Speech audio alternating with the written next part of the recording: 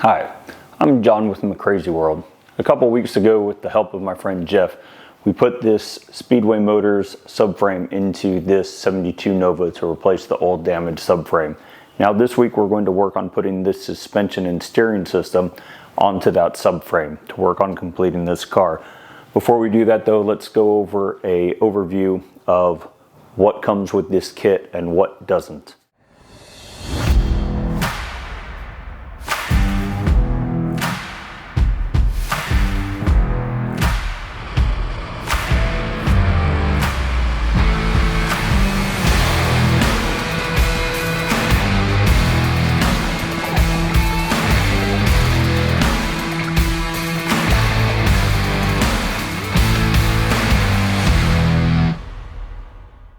Okay, so first off, let's talk about what basically came in the kit. Almost everything you see on this piece of cardboard came in the kit, but not necessarily how you see it. The only things that didn't come in the kit are this tube of silicone, which I'm going to use to lubricate the rubber bushings to try and protect them and keep them from squeaking, and also the suspension components as far as like the shocks over here and these springs. They did not come with the kit. You have to buy them separate. Some things did not come how they currently appear. So the spindles and the anti-sway bar, as well as the end pieces to the anti-sway bar, I had powder coated along with the subframe itself. The control arms, the upper and lower control arms, I didn't want to take the risk of damaging the bushings that they have and the ball joints that are in them.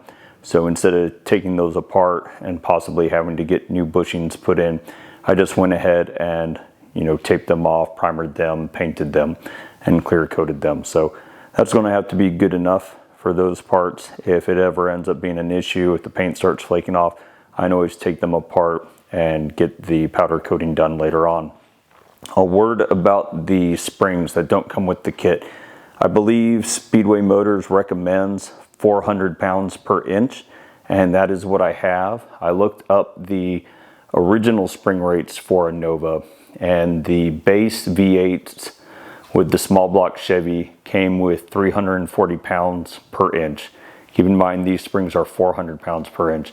The Nova SS's came with 380 pounds per inch spring rate. So these are slightly stiffer than the SS springs, but not by a whole lot.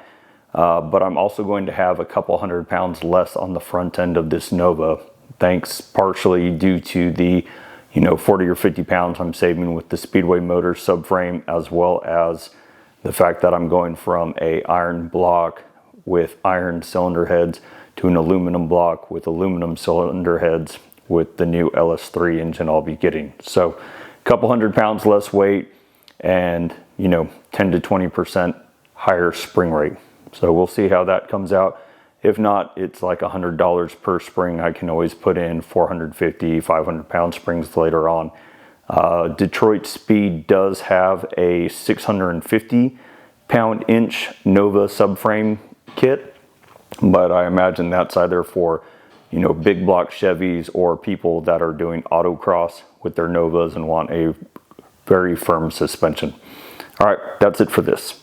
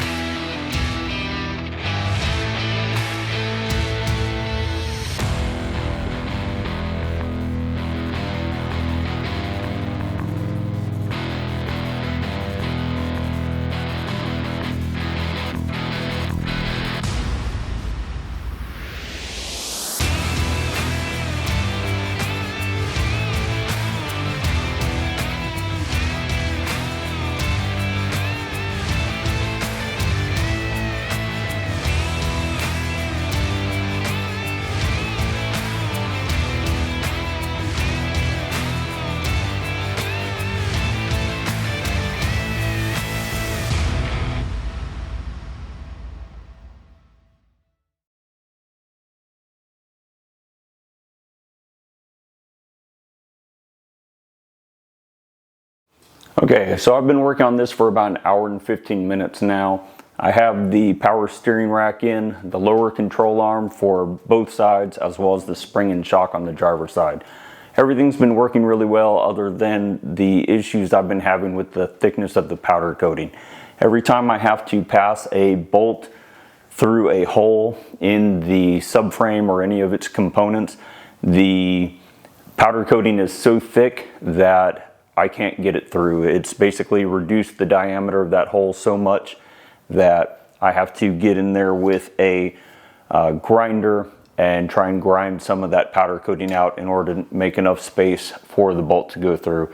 Additionally, this shock has shims on both sides of the mounting portions, which I've had to grind down those shims on both sides, top and bottom, in order to make them fit, once again due to the thickness of the powder coating. Other than that though, everything's been going along quite well. And yeah, we'll just keep going.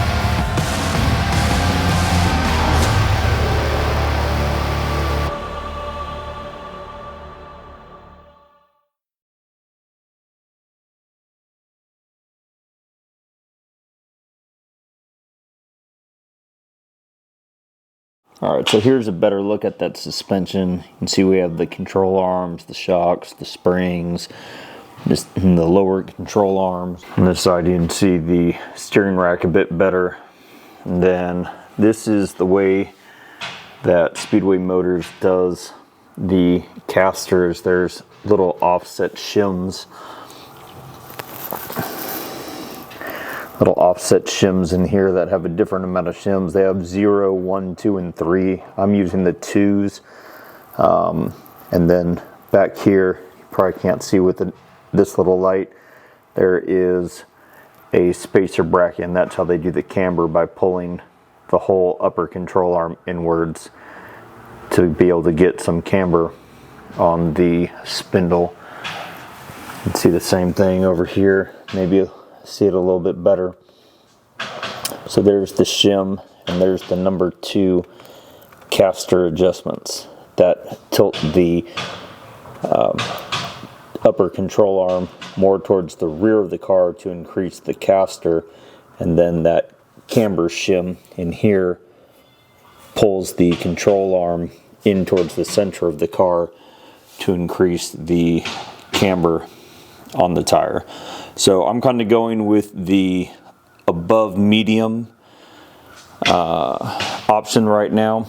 I've got the second from the highest camber shim in and the second from the highest caster shims in, and if it ends up not being enough, I can put in a thicker shim, and if it ends up being too much, I can go to the lower sets of shims. Okay, so I've been at work at this for a little bit less than 3 hours now. I got the power steering rack in, the lower control arms, the springs and shocks, and the upper control arms with the caster bushings and the camber spacers in on both sides. However, I'm going to have to stop here for the day. Unfortunately, when I was putting the ball joints in, I realized that the ball joints that came with their own hardware from a third-party manufacturer, they came with a spare bolt and they came with a spare Zerk fitting, but one of them did not come with the castle nut.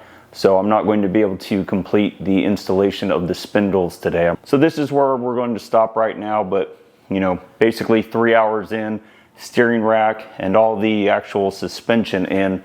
Next is the spindles, and I have the sway bar, anti-sway bar, anti-roll bar, whatever you want to call it, with all of its hardware to go in. So I probably have, you know, another 2 hours, I would say, of work, maybe even less.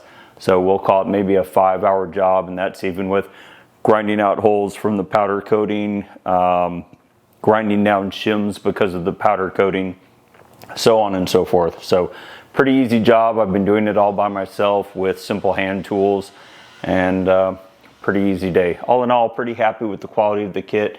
You know, it does fall on Speedway Motors that they sent out a incomplete kit, but you know, it's pretty easy for stuff to get by when they just get it in bulk from a third party as well. So it is what it is. It's probably a 10-cent part that I'll have to spend $2 on, but whatever. I'll get it figured out, and we'll finish this some other time. Take care. We'll catch you later.